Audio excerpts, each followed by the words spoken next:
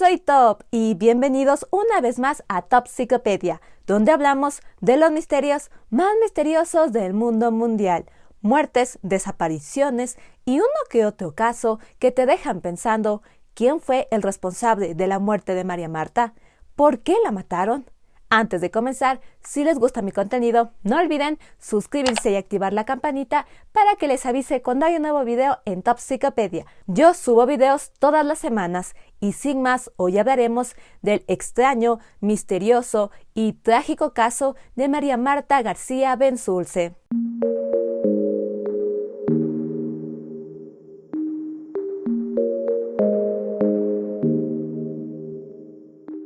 María Marta García Benzulce nació el 24 de abril de 1952 en Buenos Aires, Argentina. Su madre, Luisa Galup, y su padre, Horacio García Benzulce, criaron a María Marta junto con sus hermanos Horacio y María Laura dentro de una sociedad privilegiada. Cuando María Marta tenía 6 años de edad, Luisa, su madre, dejó a su esposo por Constantino Hurtig, un hombre 15 años menor que ella. Ambos se casaron y tuvieron 2 hijos, Irene y John Hurtig. Este hecho fue muy duro para el padre de María Marta. Luisa y Horacio cortaron toda relación, pero los 5 hijos de Luisa se mantuvieron unidos. María Marta fue descrita como una chica inteligente, ordenada, reservada e independiente.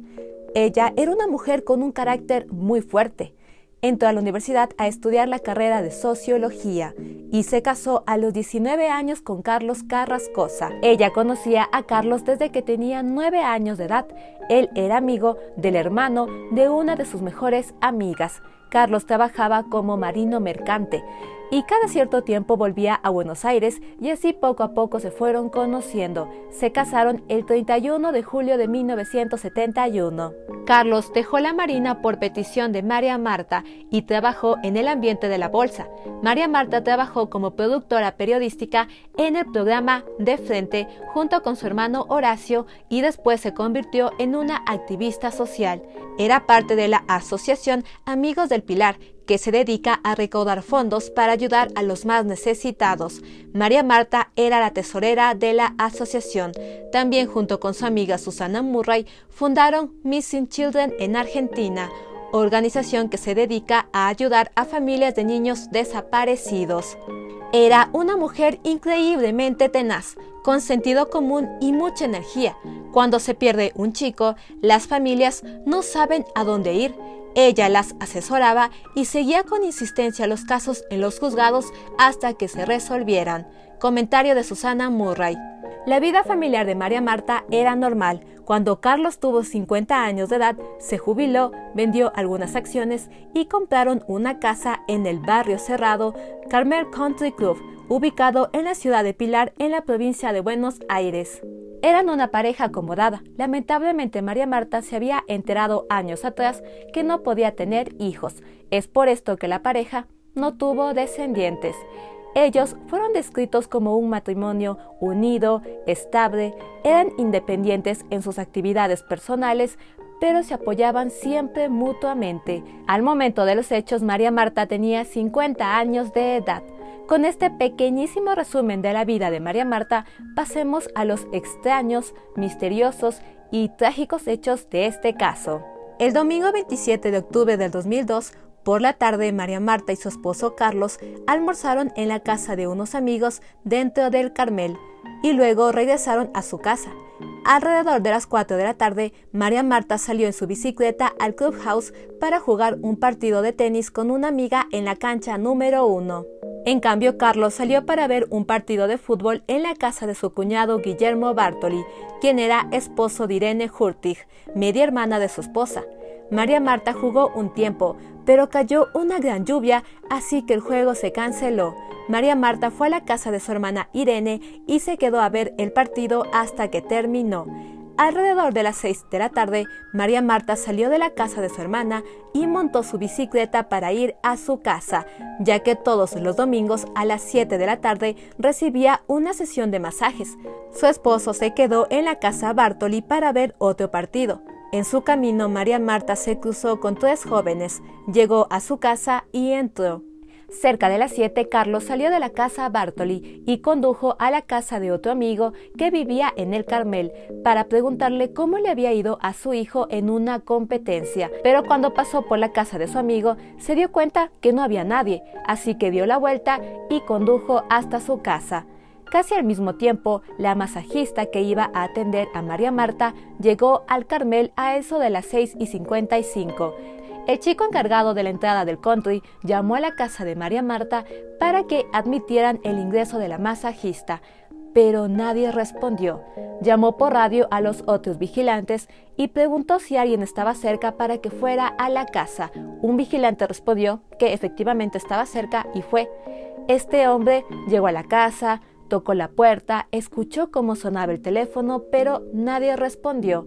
El chico de la entrada del Carmel llamó tanto por línea abierta como por línea cerrada a la casa de María Marta, pero nadie le respondió. El vigilante que estaba en la casa de María Marta, al no tener respuesta, salió del lugar conduciendo su carro de trabajo, pero cuando salía de la propiedad se cruzó con Carlos. Le mencionó que la masajista ya había llegado y Carlos admitió el ingreso. Carlos entró a la casa, saludó, pero nadie le respondió. Subió las escaleras y notó que había sangre en el baño. Fue rápidamente hasta allí y encontró a su esposa con la cabeza y parte de su torso dentro de la bañera. Había sangre en todos lados, en el agua de la bañera, en el piso, en la cabeza de María Marta. Era una escena horrible.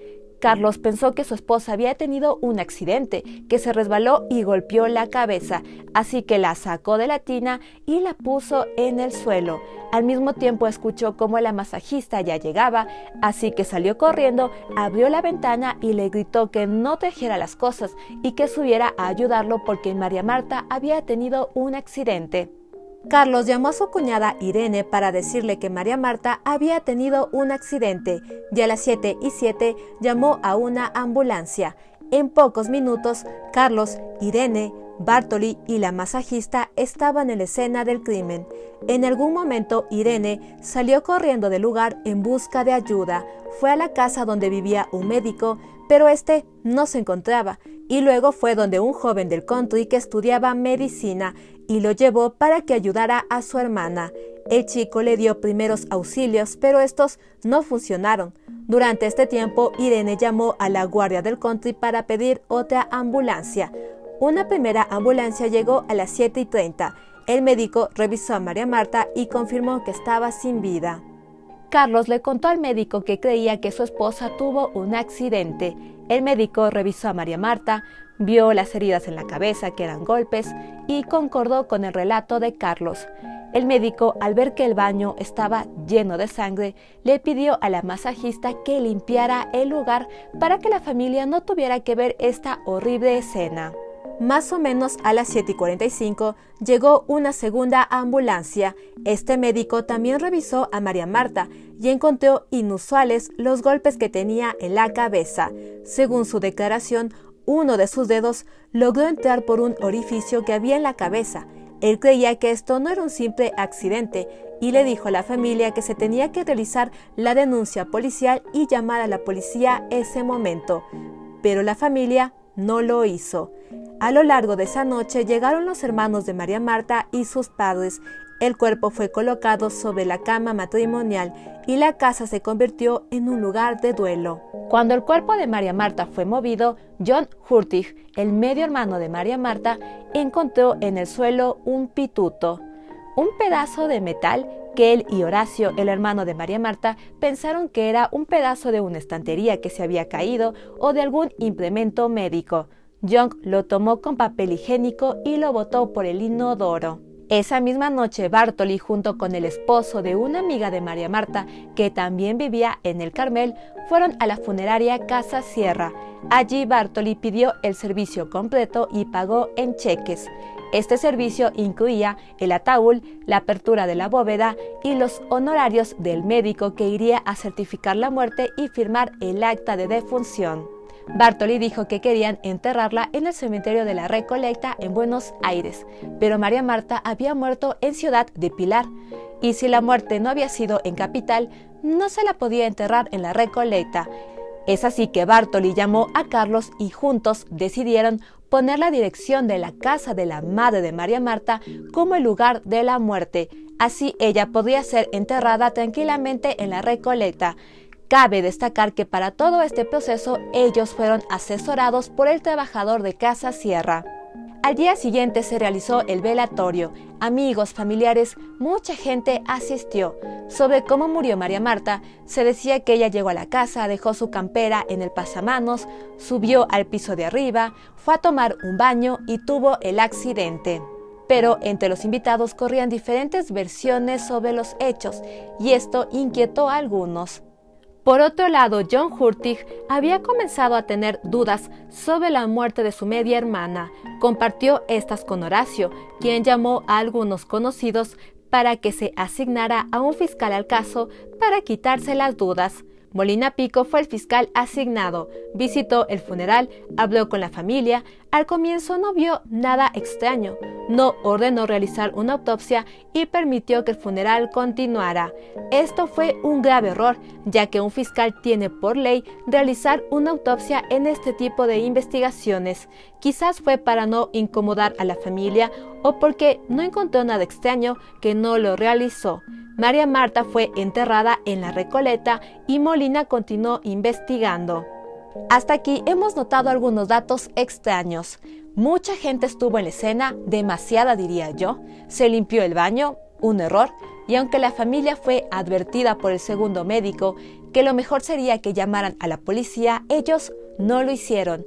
Además está el dato del pituto que encontraron sus hermanos y las dudas de cómo exactamente se dio la muerte. Por otro lado, mientras el fiscal interrogaba a toda la gente que estuvo presente en la escena, se comunicó con los dos médicos que llegaron en las ambulancias.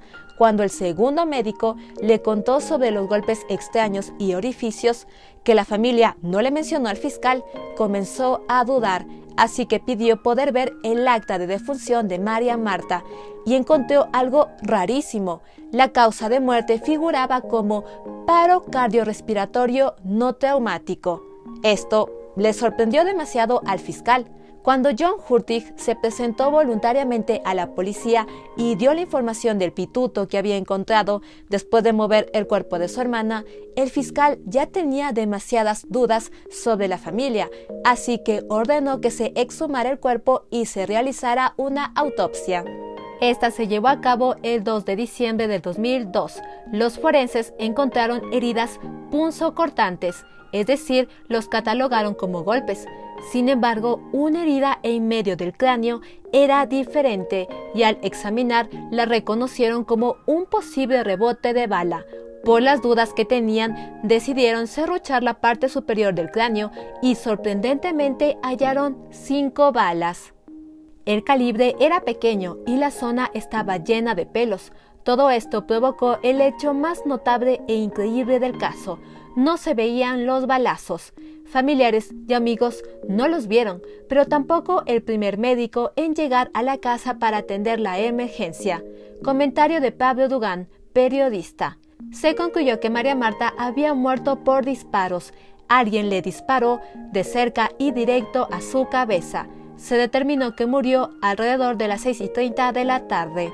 3 días después de la autopsia, se realizó una búsqueda en las cañerías de la casa para encontrar el famoso pituto. Después de 2 días de trabajo y con John Hurtig presente, se encontró e identificó el pituto. Fue llevado a análisis y se determinó que era la bala que rebotó en la cabeza de María Marta. El fiscal tenía razones de más para dudar de la familia, y es así que el 16 de enero del 2003 imputó por encubrimiento agravado a Horacio García Belsulce, Carlos Carrascosa, Guillermo Bartoli, Constantino Hurtig, John Hurtig, la masajista Beatriz Michelini, el vecino Sergio Vinello, Nora Pichi Borges y el primer médico que llegó a la escena, Gabri Gordón. Paralelamente, el caso se volvió una historia de primeras planas. Noticieros, periódicos, radios, todos discutían esta historia. Mujer de clase alta, asesinada en su propia casa, en un conjunto cerrado, se decía que era digno de una novela policial de misterio. Los medios de comunicación se aprovecharon de esta historia para vender al máximo, compartieron información errónea y se inventaron 1.000.000 de hipótesis. Entre estas está el dato de la gotita. La gotita es un pegamento muy usado en Argentina. Aquí en Ecuador creo que la brujita es lo mismo. Este pegamento está compuesto de cianoacrilato. Según un análisis realizado en los orificios de las balas, se encontró ciano y se planteó la hipótesis de que los agujeros hayan sido tapados con la gotita. Esta información llegó a los medios y fue un boom del momento. Se acusaba a los familiares de esto. Sin embargo, no se logró encontrar acrilato, el otro componente de la gotita, en la cabeza de María Marta. Al final, otros forenses realizaron un análisis y determinaron que no había ningún tipo de pegamento en las heridas, que el ciano pudo haber venido de un shampoo que proteja de piojos o de tintes para cabello. Por otro lado, la familia asistió a programas de televisión, dio entrevistas y contó su versión de los hechos. Ellos plantearon una nueva hipótesis, la de que María Marta había sido víctima de un robo fallido. Tiempo antes del crimen se habían dado una serie de robos dentro del country. Se habían robado palos de golf, computadoras y el perro llamado Tom, que María Marta y Carlos habían adoptado hace poco tiempo, fue secuestrado y se pidió un rescate de 5,000 pesos, pero ellos no accedieron a pagarlo. Resulta que los palos de golf que le habían robado a un vecino fueron encontrados en venta en una tienda. Cuando se investigó cómo llegaron hasta allí, se llegó hasta Nicolás Pachelo. Él era un vecino que nadie quería en el country. La gente del lugar estaba segura de que era él quien estaba robando cosas. Carlos aseguró que su esposa, siendo tesorera de la Asociación Damas del Pilar, tenía una pequeña caja fuerte con una gran cantidad de dinero. Esta caja nunca pudo ser encontrada después de la muerte de María Marta. Carlos también acusaba a Pachelo del secuestro de su perro. La familia estableció que mientras Pachelo robaba la caja fuerte, María Marta llegó a su casa. María Marta siempre se sacaba sus zapatillas cuando llegaba a la casa, pero esta vez no se las sacó. Se cree que fue porque ella escuchó ruidos extraños en la casa y subió sin sacárselas. Encontró a Pachelo, lo reconoció y por esto la mató. Los chicos que vieron pasar a María Marta en su bicicleta camino a su casa declararon que minutos antes habían visto a Pachelo cerca de la casa de la mujer, y algo que sorprendió a toda la sociedad de Argentina fue que la madre de Pachelo se suicidó mientras estaba siendo culpado por la familia de María Marta. Esta mujer dejó una nota diciendo que su hijo era inocente y le dio una coartada, pero luego se descubrió que esta coartada era falsa. ¿Por qué esta mujer tomó la decisión de terminar con su vida? Nunca lo sabremos. A pesar de la evidencia encontrada que demostraba que Pachelo podría estar relacionado, el fiscal no lo encontró sospechoso. Además, cuando se realizó una prueba de luminol en la casa, se encontraron 3 manchas de sangre en la antesala del baño, que pertenecían a 2 hombres y una mujer. La familia de María Marta se negó a dar su ADN para que sean comparadas, pero Pachelo sí aportó su ADN y no coincidió con ninguno. El 16 de febrero del 2004, el fiscal llevó a juicio oral el caso contra Carlos Carrascosa, con la hipótesis de que María Marta había sido asesinada para ocultar operaciones de lavado de dinero que realizaba su esposo y sus familiares con el cartel de Juárez en México. Si bien esta fue la hipótesis propuesta, no se encontró evidencia que la sostenga y el juicio continuó sin mencionar la hipótesis. Pachelo, los médicos, la masajista y toda la familia involucrada fue llamada a testificar. También se interrogó a amigos y vecinos del country. En este juicio se dio el famoso careo entre Pichi Taylor e Inés Ongay, amigas de María Marta. Entonces me dijo: mira Inés, como esto se podría haber abierto en un suicidio o en un homicidio, hicimos lo que el gordo quería. Y le pregunté, pero hay un ABC que se tiene que cumplir, que seguir, y ustedes no hicieron eso. Me dijo, pero como el gordo había pedido que no la llevaran para hacer autopsia y que la enterraran en el último horario, pagamos para hacer lo que el gordo quería. Declaración de Inés. Como podrán notar, el juicio fue muy controversial. Durante la familia de María Marta aceptó realizarse las pruebas de ADN y no coincidieron con ninguna de las 3 manchas encontradas en la antesala del baño. Además, hubo una gran discusión para poder recrear una línea de tiempo exacta de los hechos. La masajista llegó a las 6:55 al country y ella declaró que alrededor de las 7 de la noche ella llegó a la casa de María Marta, pero los guardias de seguridad dijeron que la masajista tuvo que esperar como 20 minutos para que le admitieran el ingreso. Esto cambiaría su hora de llegada a la casa a las 7:20, lo que le da un margen de tiempo a Carlos para que haya matado a su esposa. Sin embargo, hay un dato que contradice esto. En sus primeras declaraciones, la masajista dijo que ella estuvo presente en la primera llamada a la ambulancia. Esta se dio a las 7:07. Entre las pericias que realizó el fiscal, él trabajó con la primera llamada de la ambulancia y sacó algunos ruidos de fondo que demostraban que una mujer estaba allí. Se creía que era la masajista, aunque no se pudo determinar si era Michelini la masajista o Irene. El 12 de julio del 2007, el tribunal absolvió por una unanimidad a Carrascosa por el homicidio, pero lo condenaron por encubrimiento agravado. Recibió la condena de 5 años y 6 meses de prisión. El hombre estuvo en prisión poco más de un mes y salió bajo pago de fianza. Un dato a aclarar es que el acta de defunción presentada por la familia de María Marta sí era falsa. Como mencioné, se dio otro domicilio de muerte y la causa del fallecimiento que estaba escrita era diferente. Bartoli, el cuñado que pagó por el servicio funerario, fue procesado por estas irregularidades, junto con el supuesto médico que firmó el acta y el hombre que lo atendió en la funeraria. Se descubrió que el médico tenía más de 70 años de edad y tenía una enfermedad que le impedía escribir. Él solo firmaba actas de defunción que otras personas habían llenado, y él declaró que no había visto el cadáver de María Marta. Se encontraron entre 1.500 a 3.000 actas de defunción que estaban firmadas por este mismo médico a la misma hora en diferentes lugares. Debido a esto, se exhumaron varios cuerpos para investigarlos y ver que no hubieran irregularidades. Esta corrupción fue llevada a juicio y el médico fue condenado a 2 años de cárcel en el 2005. Bartoli y la casa funeraria fueron absueltos. Debido a todo esto, se cambió el sistema de realizar actas de defunción en Argentina para que ya no haya irregularidades.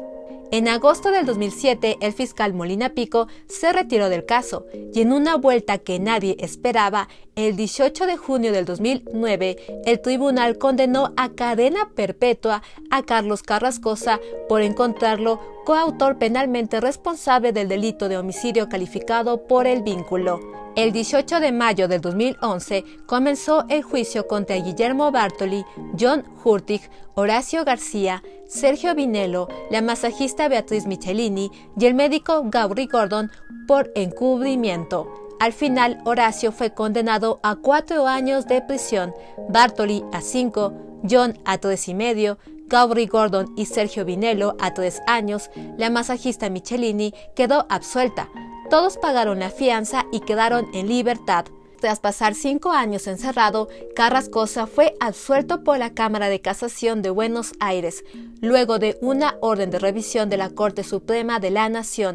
El resto de los imputados en el caso también lograron la absolución con el tiempo. El caso volvió a dar otro giro cuando los nuevos fiscales del caso citaron a declaración indagatoria a Nicolás Pachelo y su exmujer Inés Dávalos. También se comenzó a investigar un vínculo entre la pareja y la masajista al encontrarse con 21 llamadas realizadas entre Pachelo y Michelini después de las fechas del crimen. La más reveladora es la llamada realizada el día después de que se hizo público que María Marta murió por disparos. Sobre Pachelo se descubrió que la noche de los hechos, él lavó personalmente su ropa. Esto le llamó la atención a su empleada doméstica porque nunca lo hacía. Además, según el testimonio de algunos trabajadores de una estación de servicio, el día después de los hechos, él preguntó sobre si se sabía algo de una mujer muerta en un country. Siguiendo esta línea de investigación, los fiscales plantearon una nueva hipótesis. Esta dice que Pachelo tenía conocimiento de que María Marta guardaba la caja fuerte de la asociación que era tesorera. Quizás esta información la supo a través de la masajista Michelini mientras atendía a su ex esposa Inés Dávila. El día de los hechos, Pachelo, junto con la ayuda de José Ortiz y Norberto Grenón, vigiladores del country de aquel momento, entraron a la casa de María Marta y buscaron la caja. Pero María Marta llegó, los sorprendió, los reconoció y Pachelo la mató. A las 7 de la noche, Pachelo salió del country sin levantar sospechas. Algo muy peculiar es que el abogado que tuvo Michelini, la masajista, en el primer juicio en el caso de María Marta y el abogado que tiene actualmente Pachelo son la misma persona. Curioso, ¿no? Pachelo fue arrestado acusado de robar casas del country Tortugas del Pilar. Fue reconocido por cámaras de seguridad del lugar. En el 2019 recibió 2 años de prisión por vender drogas en fiestas de música electrónica. Desde su detención en el 2018 se encuentra en prisión. El tercer juicio del caso de María Marta en contra de Pachelo y los 2 ex empleados de seguridad estaba programado para comenzar el 3 de agosto del 2020, pero fue pospuesto debido a la pandemia global. Como pueden notar, hay evidencia en contra de Pachelo, pero no hay evidencia contundente en contra de los ex vigiladores del country.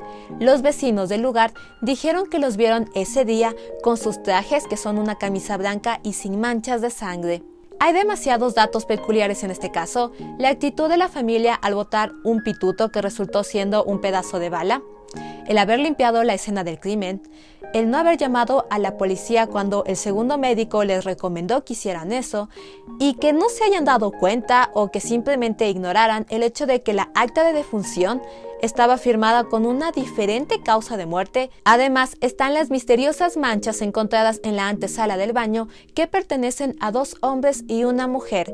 Este dato a mí me parece muy pero muy peculiar, porque siento que quiere decir que una persona se dio el tiempo de limpiar las manchas antes de que llegara Carlos a la casa, teniendo en cuenta que María Marta murió entre las 6:30 y Carrascosa llegó a las 7. ¿Alguien limpió eso en media hora? Muy extraño. Y lo más importante, no se ha podido responder la pregunta de por qué María Marta fue asesinada. Por último, hay personas que acusan al fiscal por no haber ordenado la autopsia el momento en el que llegó al velatorio. La familia juraba que era un accidente y habían como 200 personas que estaban listas para acompañar al entierro. Así que creo que quizás por respeto a la familia, Molina Pico no ordenó realizar la autopsia en ese momento. Admitió que esto fue un error, pero más que un error es un delito. Pero de igual forma es un delito todas las extrañas acciones que realizó la familia. Aun con el tiempo transcurrido, no se ha logrado encontrar el arma homicida del caso, que se determinó fue una pistola vieja calibre 32. Existe un blog sobre este caso que sigue activo. Este es administrado por personas que defienden la inocencia de la familia y siguen de cerca el juicio contra Pachelo y sus supuestos cómplices. Hasta el momento no ha habido noticias sobre cuándo comenzará el juicio. A lo largo de los años se han escrito algunos libros sobre este caso con diferentes enfoques. También se han realizado documentales, entre los que destaca la miniserie Carmel, ¿quién mató a María Marta?, estrenado en el 2020 en Netflix. El caso sigue siendo un tema de debate en Argentina y existe una recompensa de 150,000 pesos por información que logre resolver el caso, que sigue vigente hasta la fecha. Y eso fue todo sobre el extraño, misterioso y trágico caso de María Marta García Benzulce. Por toda la información que leí, investigué, vi en periódicos, en documentales sobre este caso, siento que la gente se pone o de un lado o de otro lado, y el no tener una mirada subjetiva ha provocado que este caso no se resuelva. Se ataca a la familia, se la defiende, se ataca a Molina Pico, a Pachelo, y allí es cuando la información se tergiversa para que cada mirada funcione desde su verdad. Y cuando sucede esto, es muy complejo llegar a una verdad absoluta. Aun si Pachelo es encontrado culpable en el juicio que aún está pendiente, la sociedad no va a estar tranquila. Y esto tiene un responsable: los medios de comunicación. porque ellos se aprovecharon de esta historia y comenzaron a compartir datos erróneos, se inventaron un montón de hipótesis, hicieron un circo de este caso para fomentar el misterio, y es por eso que mucha gente tiene diferentes ideas, y aun si se encuentra un culpable, siempre van a tener dudas sobre si la otra teoría no era la verdadera. Sobre la familia, no sé si fue su ignorancia lo que les llevó a cometer todas estas acciones por las cuales son culpados del crimen. A mí personalmente me salta que hayan aceptado el acta de defunción sin que un médico haya ido, revisado a Marta y firmado con su causa de muerte original.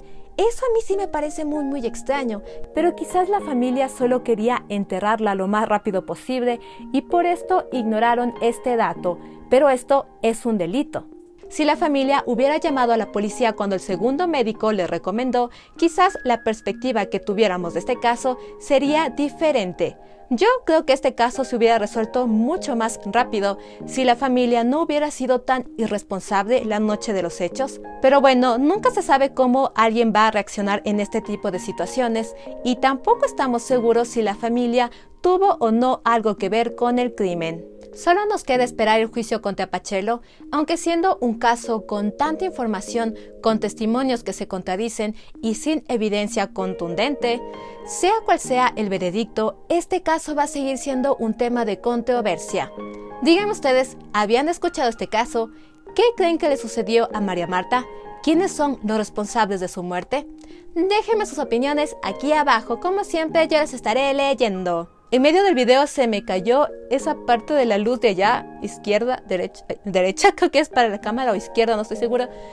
Ay, no sé por qué se me cayó, si está pegada con cinta doble faz y me asusté durísimo porque estaba hablando y sonó fax. Dije, un fantasma, viene el fantasma de María Marta.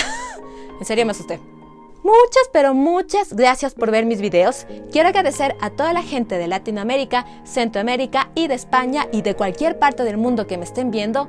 Para mí, como cada semana les digo, es un honor hacer este tipo de contenido, investigar, escribir, editar, grabar, porque en serio siento que puedo compartirles esta pasión que yo tengo, que es investigar, y que ustedes valoren este esfuerzo me motiva a continuar cada semana. Si les gusta mi contenido, no olviden darle like, comentar, suscribirse y compartir con todos sus amigos. Eso me ayudaría mucho. Pueden suscribirse en este momento aquí, donde está saliendo mi cara. Soy Top. Y nos vemos en un siguiente video en Top Psicopedia. Bye. Bye.